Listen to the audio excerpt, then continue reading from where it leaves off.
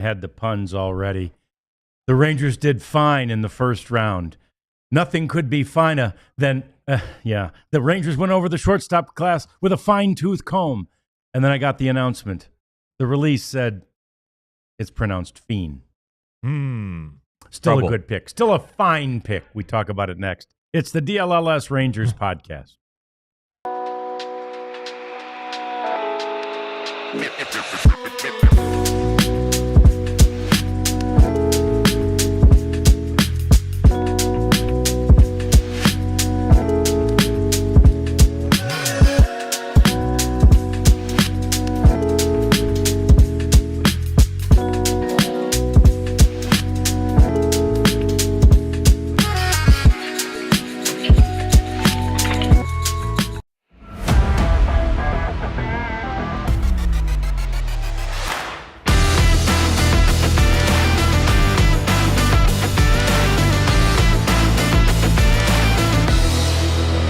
It's a classic case of going back to the future for the Texas Rangers, who in the past have often drafted high school players. Not in the recent past, however. And of course, by drafting a high school player, they are definitely planning on a longer-term future as he develops. Hi there, and welcome into the All-City Sports Network studios. Welcome to the DLLS Rangers podcast. John Radigan here with Jeff Wilson, freshly back from Houston. We've got Ryan over there today, and we expect lots of chatting as the Rangers are, even now, still busy. Day 2 of the draft today. None of the MLB draft, Jeff, has the fanfare as the, certainly not as the NFL. None of them have that fanfare. But even as the NBA draft, the MLB draft just typically, in the past, it went by real quietly. Yeah. It was the June draft, and people were like, when is that again? Yeah, right. Now they try to make a little bit more an event out of it, which is good. But that doesn't mean people have yet caught on to, the furor. Yeah, I really think when it was in June, you kind of had two distinct periods for front office.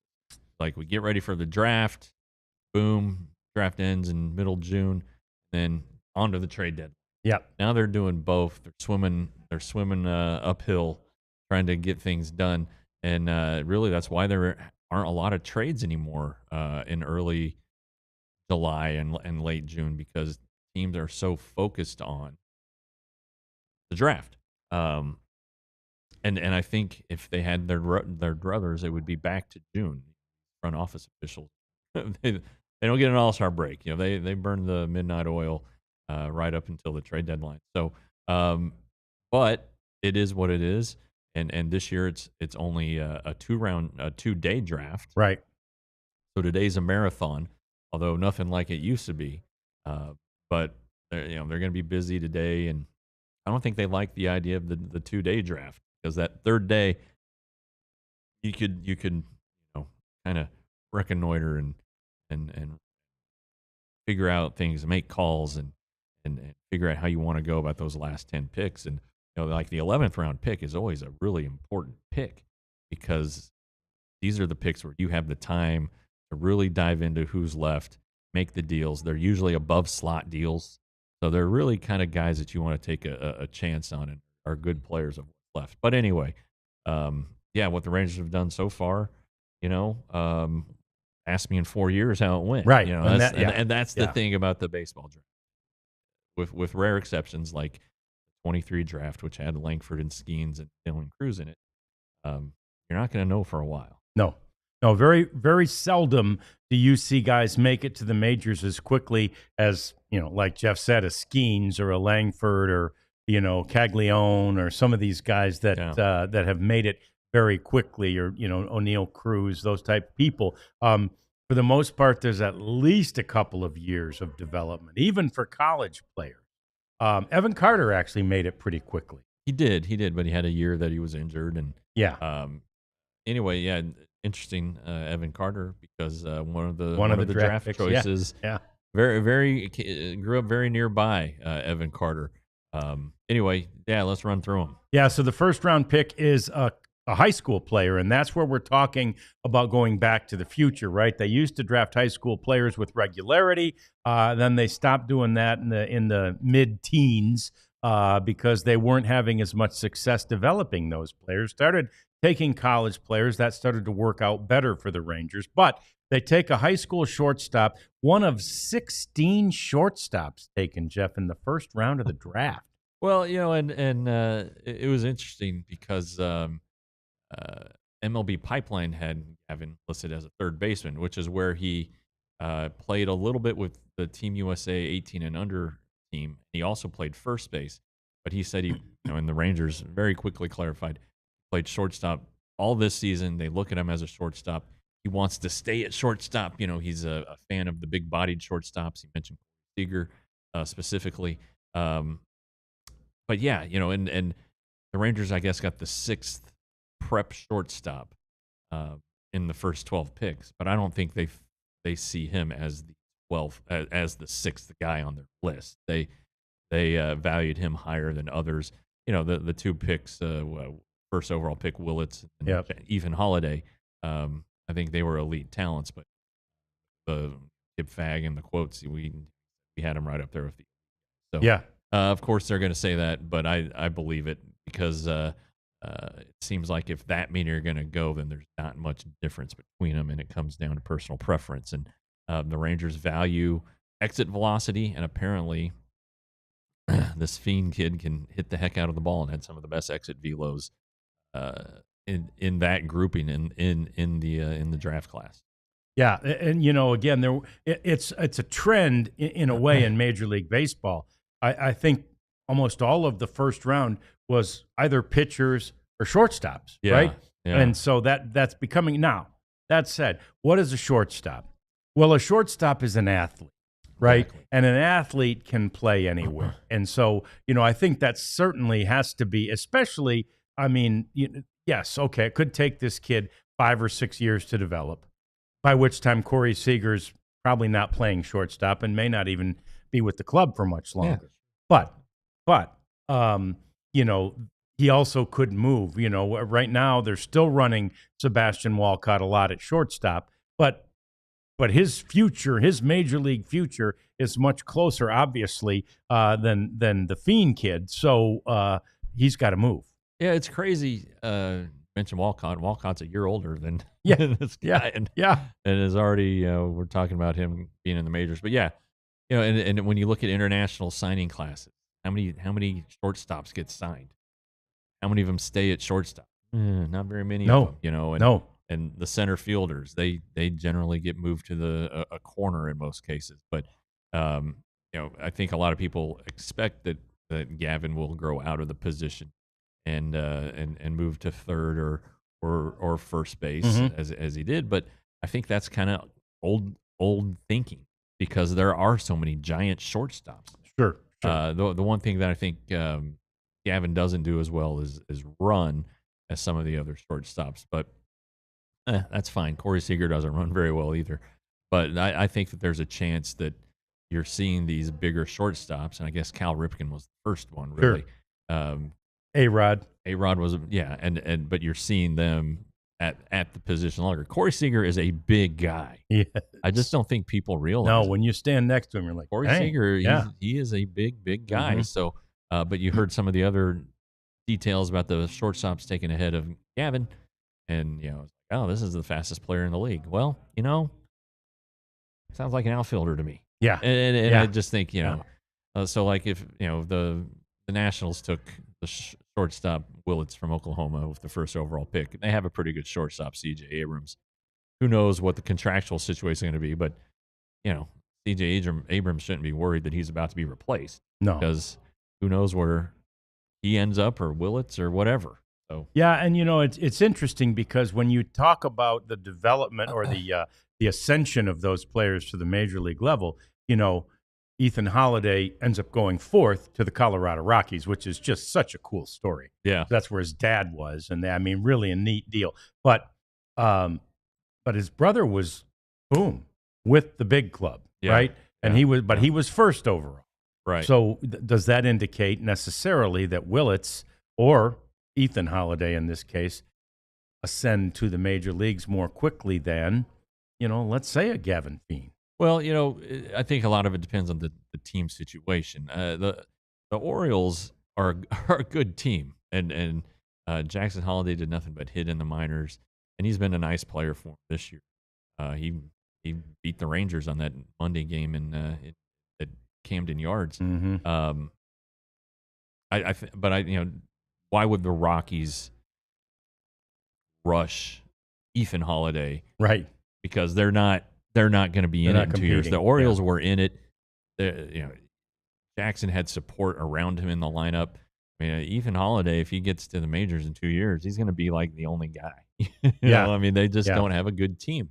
So take your time with him, and when he's ready, or when you feel like there's no doubt he's ready, then you make him a major leaguer.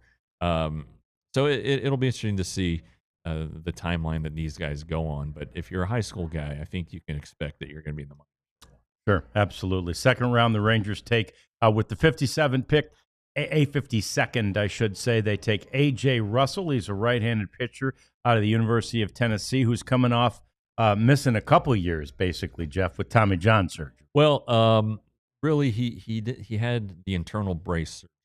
Okay, so he had it in last summer, so June of 24, and he came back real quick. But he didn't pitch a ton this year for them. I think 25 innings at Tennessee.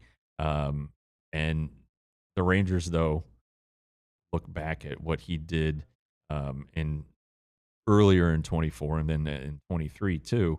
And they really believe this is a guy who would have been a top 10, top 15 talent had he not had surgery. So they feel like they got a premium talent, one of the best talents in the draft in the second round. And the Rangers have never been shy about drafting guys with who have had Tommy John surgery or what is now the brace procedure, because, as it turns out, their fourth round pick. Oh, okay. Mason McConaughey from Nebraska. He had it. Also had it. Fifth rounder. Ben Outfeld from TCU, the fifth rounder, has had it. He had the brace procedure too. I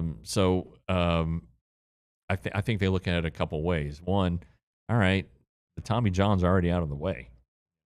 Sure. And they feel good about the successes they've had rehabbing their Tommy John guys. And they love Keith Comstock there in Arizona, who leads kind of the rehab program, and Pichardo, who's very, very good, and they do all the studies and very proactive on getting these guys back. And so you can go look. Jacob deGrom had Tommy John surgery twice, but he had it with the Rangers, and he's doing great.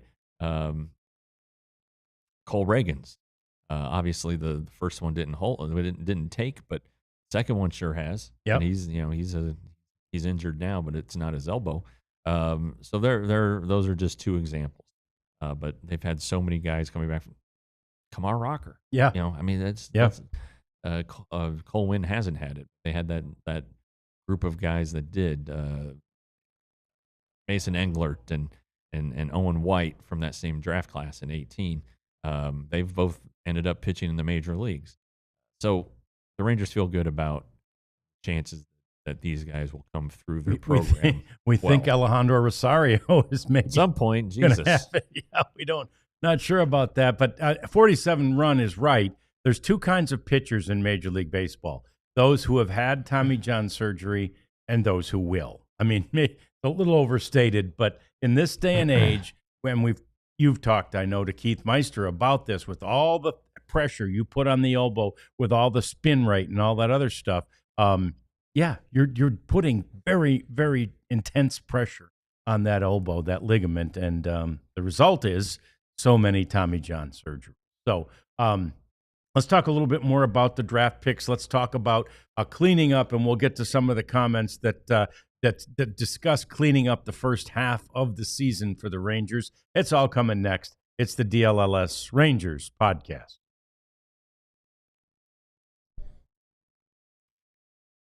Oh, Empire Today. My turn. I just looked. They're the best. We love Empire Today. They've been with us since the start, and they've helped design our studio, make it look sharp, and they're going to help you with your house. They want to give you the home field advantage, which everybody knows is so critical in sports. Well, it's critical at home too. You don't want to walk in and see wrecked floors, floors that look like they're involved in a crime scene, something like that. If that's the case, that's how bad your floors look, then you need to call Empire today. Set up a free in-home estimate. They're going to come to your house. They're going to help you decide what you want, what matches best, nail down a price, and they can start as soon as the very next day. What you need to do, schedule that free estimate. Go to empiretoday.com/DLS, and you'll get $350 off your new floors.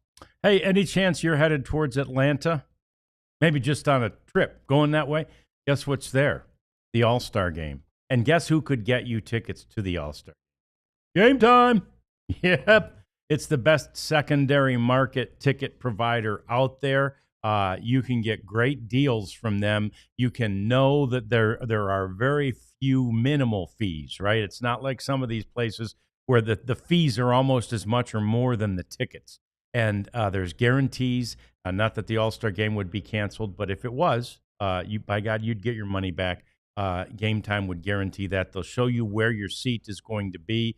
And, of course, they're going to have tickets to all of the games that the Rangers have in this, what is it, three-team, I can't remember, 9 or 10 game homestand that comes right after the break. So tickets for anything you could possibly want, including the one I mentioned the other day. Not necessarily proud that I like this band, but I like the Goo Goo Dolls. So $20 off your first purchase with the code DLLS at Game Time. All right. So first, we didn't mention the third rounder. That's Josh Owens, and he's a pretty intriguing guy. Yeah, Ryan asked us, earlier, what is the position TWP? That's two-way player. I guess they could put SHO, right? Because it's Shohei. Yeah. He's the American Shohei. Josh wants to pitch and play, and the Rangers are going to let him. Yeah, his dad played professionally for a long time, and was the coach of the MLB draft league team that Josh played on and pitched for. He gets it up to 95. He's 6'3", 185. They say, scouting terms here, it's loose, it's projectable, so there's some more velocity maybe headed that way. The Rangers, they feel like it's a legit two-way opportunity here. He doesn't hit for a ton of power, or hasn't, but the raw power is there. Kip Fagg said that they had some guys in for a workout recently at Globe Life Field, and Owens was depositing balls into the right field seats pretty routinely. He has drawn comparisons to Evan Carter.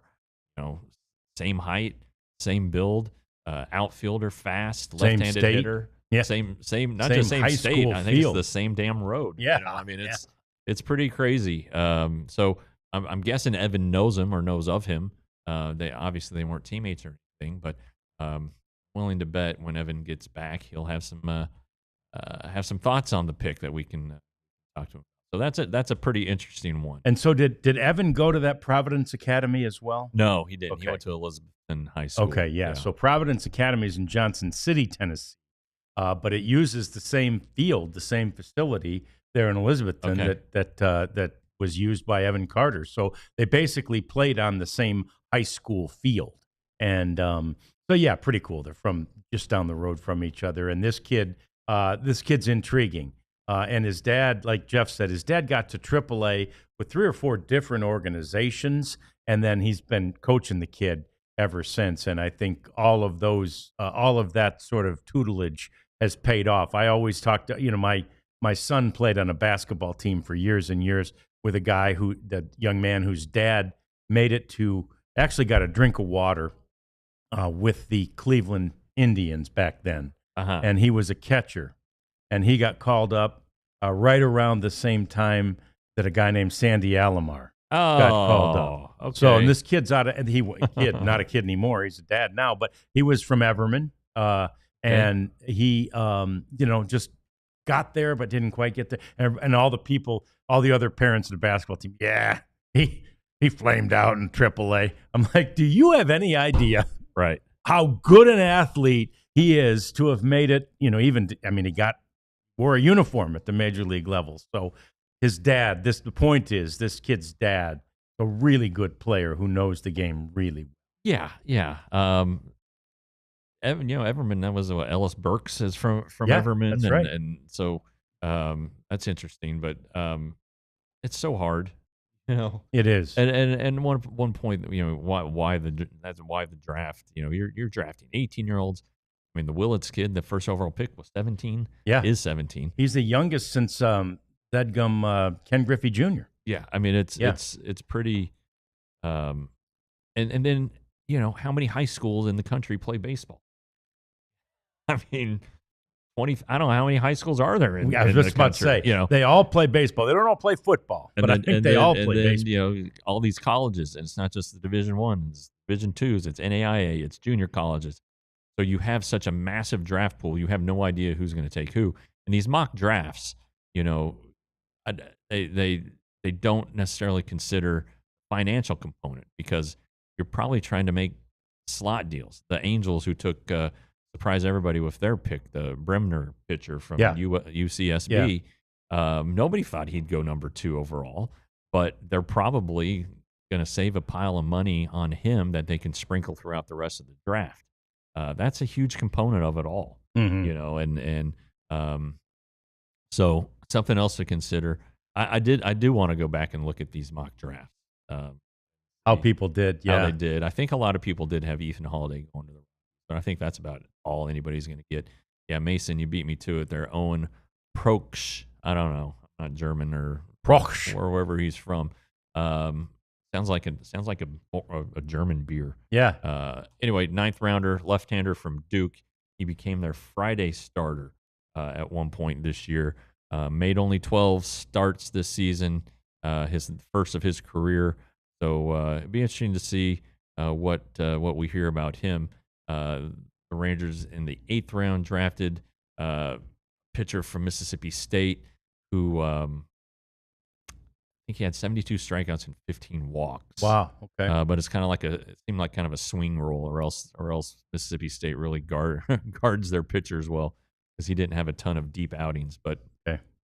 See what happens. Yeah, Rarity's asked a good question. Are the majority of the Rangers draftees projected to sign, or will some go to college? I think the Rangers are really good about getting him signed, and immediately, Gavin Fien said, "Oh, I'm not going to Texas," which is ironic that he had agreed to play at the University of Texas out of California, but he's going to go to a different Texas, the Texas Rangers. Yeah, I asked him about that, and he said, "Yeah, I'm going to forego that." And, of course he is. Yeah, I mean, I know NIL money is getting ridiculous, but it's not $5.7 million. And it's not the opportunity. And is 5.7 the slot? That's the slot. That's his slot. Yeah. And again, he may go for less than that. Right. And maybe the Rangers are so high on Russell. Maybe he had some good leverage going back to Tennessee. Maybe they have to give him a little bit more, even though he does have a health risk. I'm not sure, but it's just a big part of the draft now, especially because every team has a pool. Yeah. And you can't violate the pool, and there are all these rules and whatnot.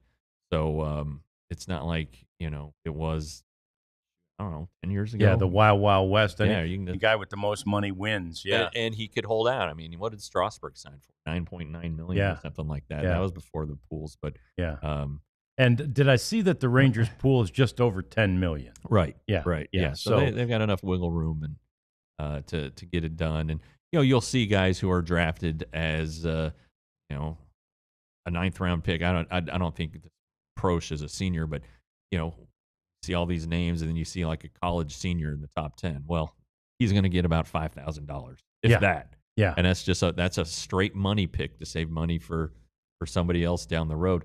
And I haven't looked to see if the Rangers have any of them. I think they have. I don't think they've taken a senior yet, but sometimes you take a guy who is a little, rated a little bit lower, take him a little bit higher, and you're like, "Oh, we're going to take you here, but this is the money you're going to get," and he's excited, and so he takes it more than he would have gotten, but it's not as much as the slot. Sure, absolutely. So, that's part of the process, no doubt about it. And Rangers' Rarity, to answer the question, are good at trying to make sure they get, as many of these guys Yeah. signed as they can. But again, you're giving almost 6 to, and again, he could be a little underslot. You're giving almost 6 to him. You got 4 left for everybody else. So Yeah. you've got to use that sparing. Yeah, and I don't remember really the last time they didn't sign. Brandon Sproat was a kid that ended up going to Florida, who they didn't sign, who was like a 6th or 7th round pick. But otherwise, they usually get the top 10 guys locked. Sure. Yeah. It's the 19th rounders. In fact, a 19th rounder from just a couple years ago, his name was Owen Obermuller. He was a high school kid from Iowa, left-hander. He decided to go to Iowa, and the Phillies took him in the 2nd round yesterday. Okay. So, these guys sometimes will bet on themselves and win. Yeah. And that's a heck of a job by him. Yeah, good for him to have done that and to win. I did see that the Nationals believe they'll get Willits for a little under the 11 million slot, and so there's your answer. I mean, the Nationals pool is obviously much higher. Yeah. If they have to give 11 million, if slot says they got to give 11 million to the first round pick or first overall pick. Well, last year, the slot for Malcolm Moore was 2.96. The Rangers gave him 3. Okay. And then Leiter signed for a little bit above slot in 21. But then Rocker signed for like $2 million less. Yeah. More than $2 million less, which they then used to get Porter. For Brock Porter. Yeah. Langford signed right at the number. So you never know, but they work these deals out ahead of time. And especially when they have the first round pick, they get to know the families. Kip Fag, went to dinner with Fien's parents in February, and you really get to know the guys, and then you start to work with the advisor, and you get it to the spot where they want it, and it's really hard to turn down that kind of money unless you're at a place where they're just going to money whip you with NIL money. But baseball's just not. No, they don't get quite there yet. No, and the scholarship situation there, a lot of times the NIL money goes to pay the remainder of the tuition. And so I think that it's starting to get a little more to become a little bit more of an issue. But I think it's for guys later in the draft. These guys at the top of the draft are not going to turn down. So do you know this? Did Kip Fag have deals with 4 or 5 different kids who might have come to him? I think they probably do. Yeah. Okay. And wow. Because the kid knew right away. I mean, it wasn't like he'd have much time to negotiate or. Yeah, but it's interesting because he was asked what a fairly standard question to draftees: what did you know about the organization? He's like, well, I know they won the World Series and 23, and that's a talented team. And then he goes, but in the last couple months, I've learned who the people are and that they're great people, stuff like that. So this isn't just a stab in the dark. Sometimes it is. Sometimes it's like, you'll ask a guy, hey, what was your draft story? And like, we never talked to the Rangers. Yeah. Called and said, all right. But anyway, usually that's going to be a later round guy. Yeah. These guys at the top, they really know and have targeted. And then in the case of Russell from Tennessee, Rangers' second round pick last year was from Tennessee, Dylan Dreiling. So I'm sure that they saw a lot of him last year pre-injury. He pitched at Globe Life Field in one of the college tournaments that they have and had one of his best outings in his college career there. So they do a lot of homework on these guys. They have to. They do. It's a big expense, and it's the future. And lately, Jeff just mentioned all the guys that they have taken lately. So many of them now are already in the big leagues, right? It's working for years. And you think back to that 2015 draft when nothing worked, right? And the Dylan Tate year, and you're just like, oh my gosh. And the Rangers had their fair share of those, but lately they haven't had really any of those, not complete bust type drafts. Yeah, good for them. And you got to hit the first rounder. Yeah, you do. It's so important. You're getting a premium and amateur talent. You're spending a ton of money on them. That's the one you got to get right. And for a long time, the Rangers just didn't get them right. No, they're getting them right now, and hopefully they have gotten it right with Gavin Fien and the rest of the guys they've taken in this draft. More coming up as we continue to talk draft, but we'll also talk first half. We'll get to your comments, questions, maybe dabble into the home run derby. It's all coming up. It's the DLLS Rangers podcast. It's Monarch Money time, and we've mentioned Monarch Money for a while now. They're our good friends too, and it's incredible when you have a kid, or when you have two kids, and they're in sports. It's incredible how much money you spend on those sports, and now when I was a kid, it was like you paid the $85 for your season, and that was it. Yep. Now you've got individual coaches. I'm not kidding you. This is the truth about our daughter. I'm embarrassed by it. She has first base lesson today. Had a pitching lesson yesterday. She has a hitting lesson this week. Wow. Yeah. So I need Monarch Money to help sort all this out. You do. And Monarch Money, they're going to help you live the life you want to live, not the life that you're just scrambling to get by, hold your head above water. The Wilsons could use them, and we're going to look into them. So get control of your finances with Monarch Money. Use the code DLS at monarchmoney.com in your browser for half off your first year. Yes, and don't forget about my warning of last week. With all this humidity out there, you got to watch out for chafing. You just got to do it. It's going to be a problem. It's too hot and it's too humid. It's not that hot, but the humidity is much higher than normal. And because of all this rain, which is great, and it's a blessing, except for the chafing part. So do yourself a favor. Get your Mando products and get them in all the places you need them, all the places that men chafe. Think you know what those are. And we've told you about them before. So hit the grundle, the taint, if you will. Hit everywhere in that region. And use these creams and these wipes and everything else. And the next thing you know, no chafing, no discomfort, no itch, no smell. Mando. Use the code DLLS at mando.com and get that starter kit for $5 off. Okay, so let's do some of this stuff about the first half of the season. And I saw somebody in the chat saying, God, it sucks. Finally get the offense clicking, and now you got to take 5 days off. I did want to touch on the 2015 draft real quickly. Yeah. Because it was so awful. Yeah. Dylan Tate, who got traded the next year because they didn't like the kid. Eric Jenkins, little speedy outfielder. I don't even think he got to Frisco. Say the name. Michael Machuela, who was a big college star from Duke, but he broke down. Jacob Lemoyne, who I believe was injured when they drafted him from Houston.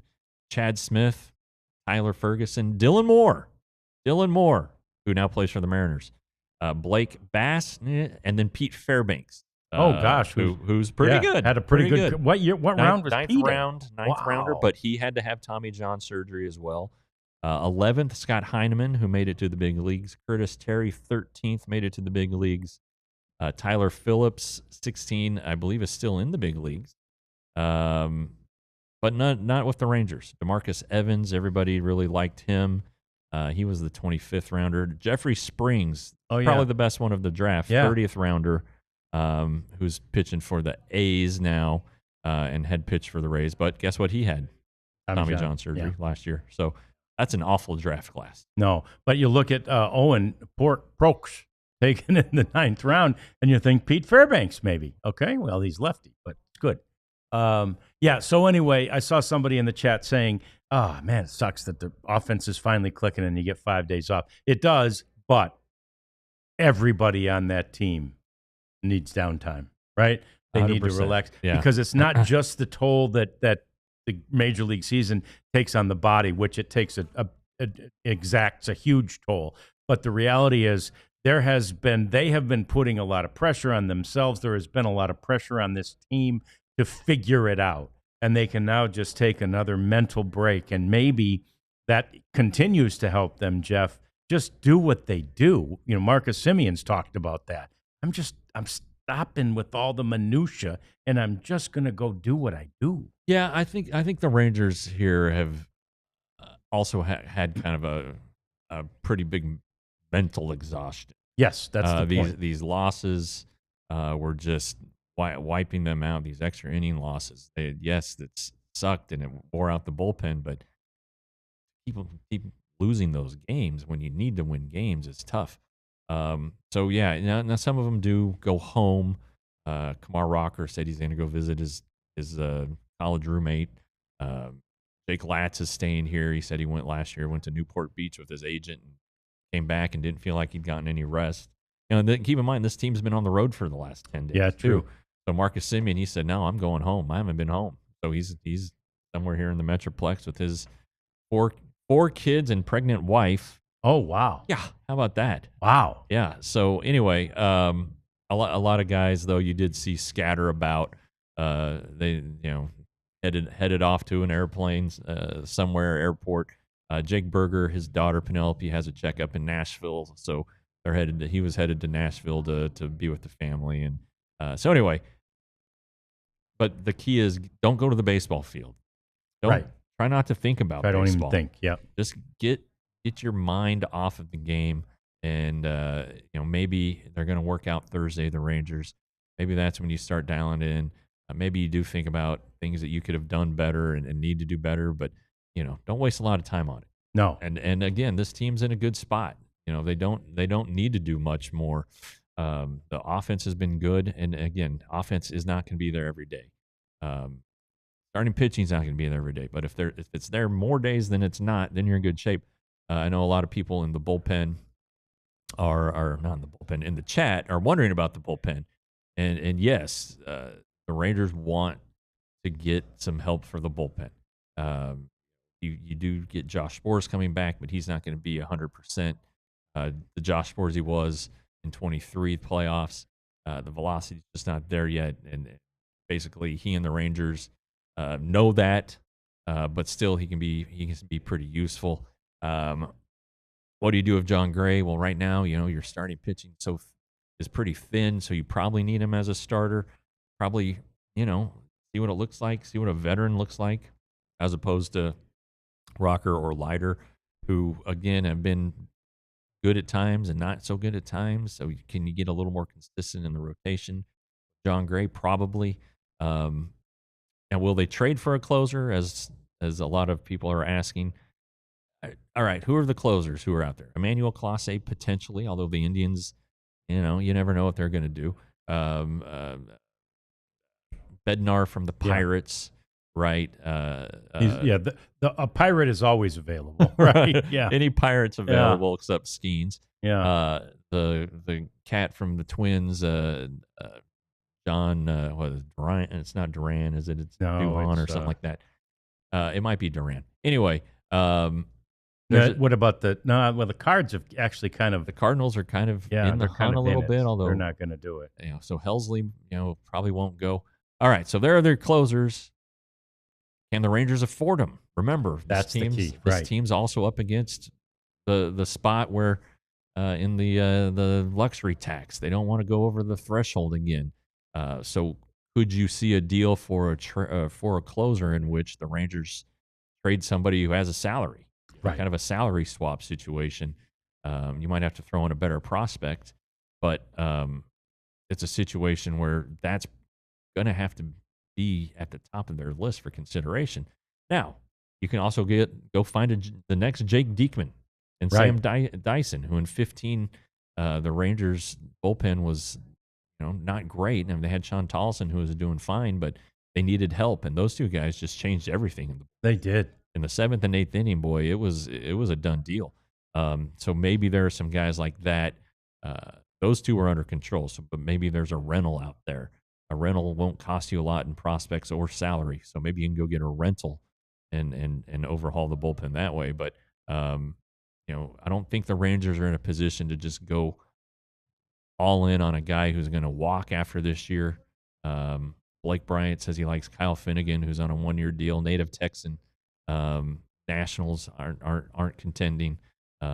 He was there for the Rangers though in the offseason, and they didn't do something with him. So maybe there's something they don't like about him.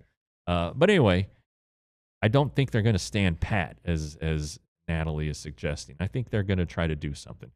The way they've played the last 3 weeks, not getting blown off the field, being pretty much in every game. I I think that's the offense has turned the corner.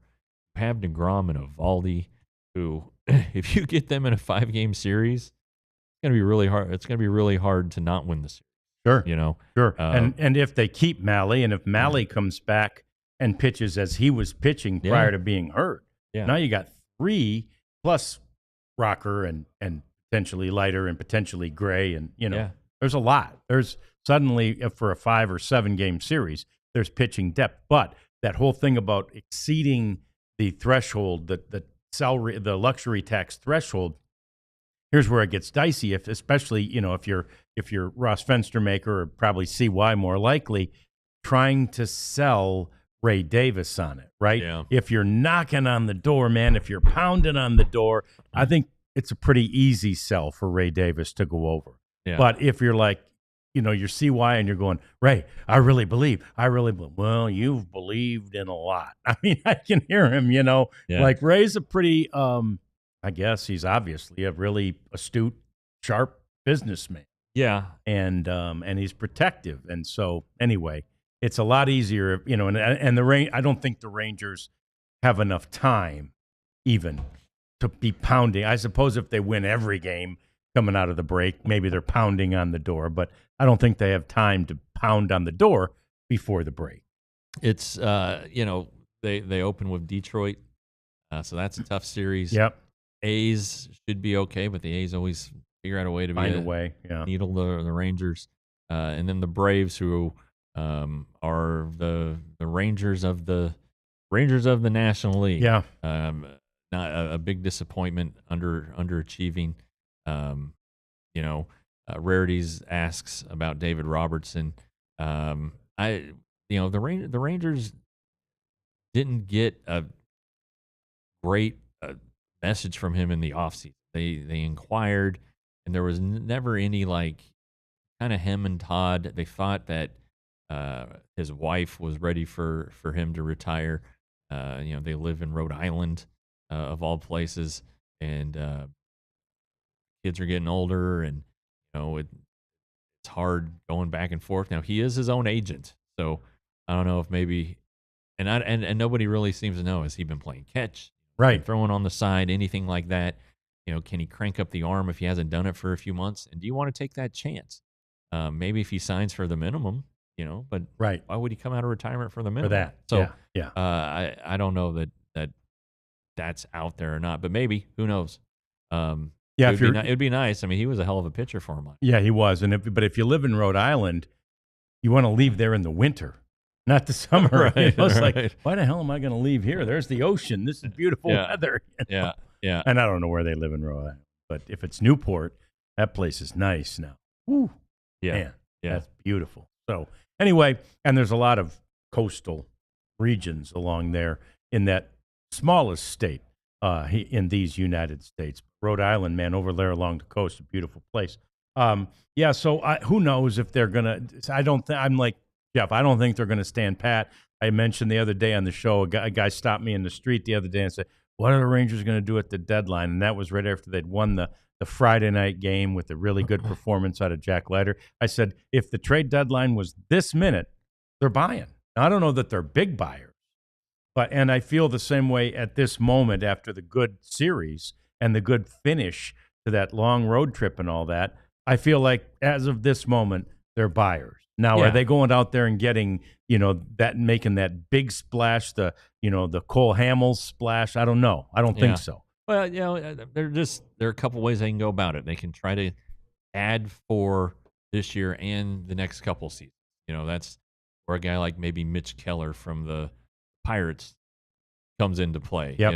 Any of these young starters who are going to be made available, who have some control and are good, I would think the Rangers would be interested. So maybe there's something there, but I think it's reliever, and I think they need a left-handed hitter, and then you want to, you got Jock Peterson coming back, and he's a left-handed hitter, but what's he going to come back like? I don't know, but definitely address the bullpen. That's number one on the agenda, and I would think honestly that another starter might be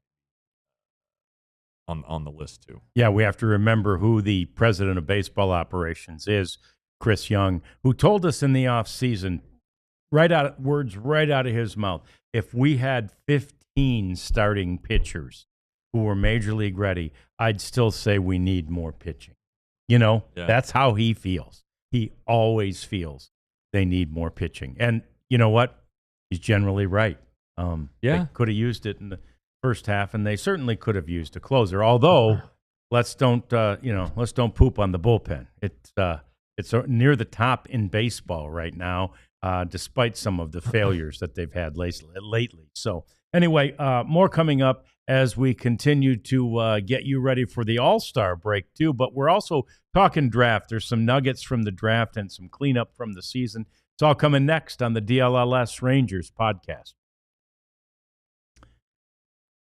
Hey, we want you to be ready for the fact that our Die Hard program is about to be bolstered, man. It's about to be. We got an internal email, and they're really fired up about some internal changes that were made that will make the Die Hard program even better. They think way better than it is. And so we're excited to see all those changes that are put into place. But it's already great to be a diehard. I was on the site today and I was just looking at, when Jeff writes a story that everybody has, and it's just like I think it was the story about the fact that DeGrom's not going to pitch. Yes. That's just out there for everybody to read. Yeah. But when he's out there getting stuff that other people don't get, which is so often, it's Die Hard protected. It's Die Hard only. So become a Die Hard, get access to all that and to all the stuff that Tim Cato does for our Mavs site and that Sam Nessler does for our Stars and that Clarence Hill does for our Cowboys. We have so much good stuff out there, so many good reporters, and so much experience. There's nobody better in the marketplace that covers each team as well as we do. I agree. And yeah, I'll put us up against anybody. And when you become a diehard, you get a free shirt. John is modeling the Wings shirt. That's his favorite. I have my OG. Yeah, I have one on underneath my pull up. Tomorrow we will be debuting. We will be wearing that. John will be wearing the long-awaited shirt that we've been telling you about. Yeah, that you guys are going to want. I'm going to have another new shirt for DLS. So we got some new merch dropping tomorrow at store.allcitynetwork.com. And you'll want to go there, check it out, make the purchases. And again, as I always say, it's a unique way to show support for your favorite team. It is. And we think we are, or if we're not, we should be your favorite team. So here we go. I had this on the show yesterday, but we didn't quite get to it because we had a lot to talk about regarding the game. But our buddy Tito got his 2,000th win yesterday, and I'm sure you weren't on the beat yet. No. When Terry Francona was an assistant coach in the Rangers organization. Not. Yeah, and very well thought of in the Rangers organization. He always really loved his time here, but he left, and soon after that, I think he may have gone straight to Boston and took them to 2 World Series, and broke the curse and did so many great things there. So anyway, he had and amid retirement, right? Yeah, he retired after his time in Cleveland, came back to Cincinnati this year, and he now is one of only 2 active managers, Jeff, with 2,000 or more wins. Yeah, the other one is some guy named Bochy. Yeah, some guy named Bochy. Yeah. And of the guys who have, I think 13 have gotten to that level, and 10 of them are in the Hall of Fame. And the other 3 are Boch, Francona, and Dusty, who's not eligible yet. Yeah. So, yeah. They'll be in the Hall of Fame. Yep, each of them. So, no doubt. Anyway, fun for him. He's a really fun, funny, affable guy. So, when the Reds aren't playing the Rangers, or when the Guardians weren't, or when the Red Sox weren't, he's the kind of guy you root for. Yeah, and he's the kind of guy you'd want to go out and have a beer with and talk ball with. And he's kind of gravelly voice, not quite not like Boch. Yeah, the cadence is different. It's a little faster paced, but they're not They're not separated at birth, but they come from dyed in the same wool. Is that it? Yeah. Dyed from the same cloth. Yeah. Yeah, they're very similar. Cut from the same cloth. There you I go. like that. Yeah. And I will say this, yesterday on the broadcast when they were getting ready for the 7th inning stretch, Dave said, now the only man, Dave Raymond, this was on the broadcast, says, now the only man with a deeper voice than Bruce Bochy. Here's Bob Ford, the PA announcer for there at Houston. And Bob was actually our booth announcer all those years at Fox. Oh, really? And so I've known Bob for years. A great guy, but yeah, he has a set of pipes down here. Yeah. He says, now it's time for God Bless America. I mean, it's so deep. But anyway, that's just a quick aside after the talk of vocal patterns between Terry Francona and Bruce Bochy. How about Paul Konerko? They had a day to honor Konerko, the captain of that 2005 World Series team. Speaking of the Astros that swept the Astros, I had a chance to cover that because I was kind of on the Astros beat when I first got to Fox. The coverage didn't last very long, just a two-game trip to Chicago, and then it was over. But anyway, it was a fun year in Houston until it wasn't. But Paul Konerko was the captain of that team, and they're celebrating 20 years. And so they honored Konerko this weekend at the ballpark, and he got a really, really special honor from one of the fans who was in attendance at Game 1 of that World Series back in 2005.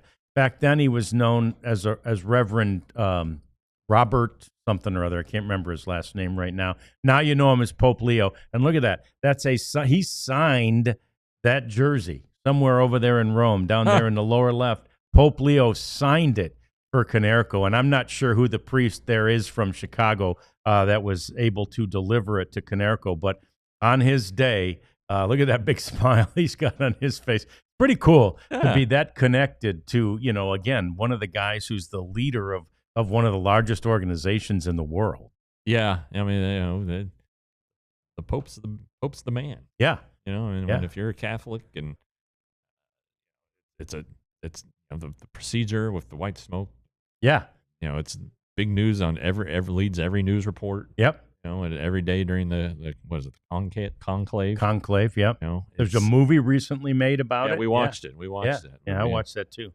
Yeah, so anyway, cool for him. It continued. Boy, I tell you, there's a whole fan base who hates that though, and that's the damn Cubbies fans because they all tried to claim Pope Leo. He's from Chicago. He's got to be a Cubs fan, but no, his White Sox fandom is now 100% well documented. A couple of draft notes. Jeff, there were twins drafted in the first 2 rounds. Yeah. Did you see this? Kyson and Malachi Witherspoon. Oklahoma. Yeah. And they were drafted 15 by the Red Sox and 62 by none other than the Detroit Tigers. So I'll be keeping an eye on Malachi Witherspoon, no doubt about that, as he makes his way through the Tigers organization. But what an amazing thing. They're born 14 minutes apart, and they're now both, in major league organizations. So did JoJo Parker, he was a top 10 pick. Yeah. He has a twin brother. Okay. I don't know if he has been selected yet either, but okay. There were 2 sets of twins who were thought of as really good draft talent. Yeah. Yeah, that's pretty cool. That's pretty amazing. Yeah, it is. What is that? And then, of course, it separates the family. What do the parents do now?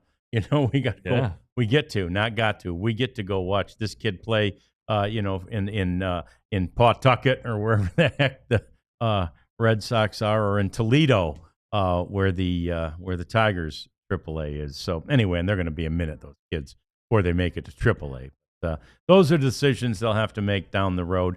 How about Corona High School in Corona, California? Yeah. They made a little history today, too, or this weekend they did, as they had 3 players for the first time ever. One high school had 3 players drafted in the first round. Barely, but Billy Ebel was drafted 32nd by the Milwaukee Brewers, and Billy Carlson. These 2 are both infielders, by the way. Billy Carlson was drafted 10th by the Chicago White Sox. And Seth Hernandez, a pitcher, was drafted 6th by the Pittsburgh Pirates. Hernandez is a pretty stout talent. Is he? Yeah. He's 6th overall. He can bring it. He can throw 100.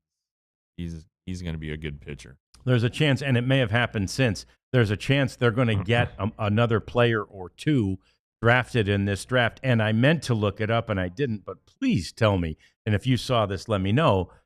Tell me that Corona High School won a state championship or something. If not, I hate to say it, and good for you, Coach, for shepherding this talent, but you got to be a shitty coach. I'm just saying. Yeah. If you got 3 first-rounders on a high school team and you don't win a state championship, then you're not a very good coach. Yeah, you'd probably get fired. Yeah.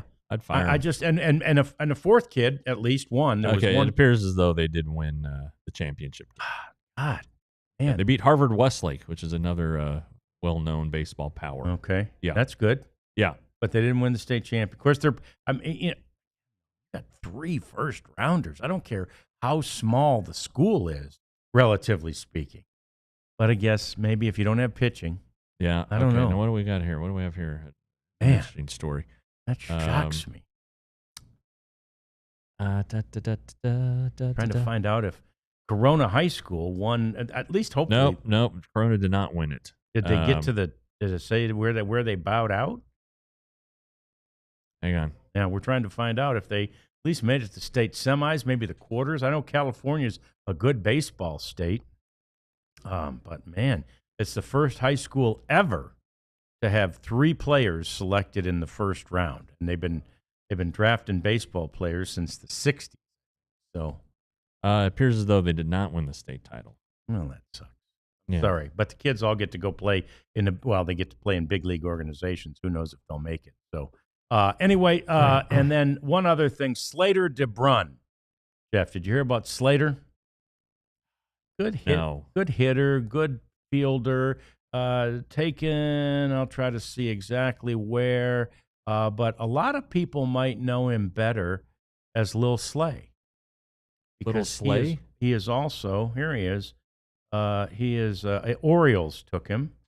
Orioles took him with what pick? They took him on day 1, so number 37. Okay. He's the 37th overall pick, and Lil Slay is also a country music star who's had songs played on the radio and stuff. Wow. Lil Slay. Slay is Slayy. It's a country song? No, his songs, hang on. They're going to sound, you're going to like it. You're going to like the names of them. I'll be darned. Lil Slay's country singles out are Break My Heart and Find Me a Bar. Oh. Parenthetically, and the kid's 18. Parenthetically, it says, although he reassures us that he does not like bars and he does not go to bars. I guess he can't. He's only 18 years old. Well, does he have gigs? He's got to have gigs in bars. Well, good point. Yeah, he might have gigs. But, yeah, he said there's a connection between baseball and the music thing because of the vulnerability. Like you're out there by yourself. If you strike out, you're out there by yourself with the microphone. So anyway, watch out for a Lil Slay. Because this is a kid who, even if he can't hit the curveball, Jeff, he might have a pretty good. Is this gonna? Well, got something to fall back on. He's got something to fall back on. I better not play this because we could get in trouble by MLB. But we don't want to play that. There might be some video of him singing over there with a green bat in his hand. Anyway, look him up, Lil Slay or Slater DeBrun. It appears is he's been graded as a lefty. He's been graded as a 55 hit tool, a 60 field, and a 65 run. He's a 5'10 kid, speed. He draws comparisons, Jeff, to Corbin Carroll. Wow. So that's not bad. He's the next Corbin Carroll or either the next Blake Shelton. I don't know which it'll be. Either one's lucrative. I think Blake Shelton might cringe at the name Lil Slay. Yeah. Isn't Blake Shelton on a show, or did he leave that? Yeah, show? No, he left the Voice. The Voice. Voice. He left the Voice. I'm a Voice P1. Oh, not proud of that either. But you know what? Let's put it out there, John. What else are you not proud of? Yeah, it is that and Goo Goo Dolls, The Voice. Yeah, And John likes to wear banana hammocks at the pool. I don't know. Speedo. John's a Speedo guy. Oh, you saw the picture? No, no, I'm kidding. All right. So anyway, fun day. We appreciate you hanging out with us. We're back tomorrow at 1. And then Wednesday, a special treat for you as we do our Rangers What If. And we've got a list of 10 what ifs. What if this happened? We'll count them down. We'll probably go backwards. We'll count to number 1. But I think you can all guess what number 1 would be. What if this had been different? We'll talk about that Wednesday. We'll talk about everything tomorrow regarding the All-Star game, and we hope you will be a part of it then as well. We'll see you tomorrow, 1 o'clock on the DLLS Rangers podcast. We all silly like the mayor.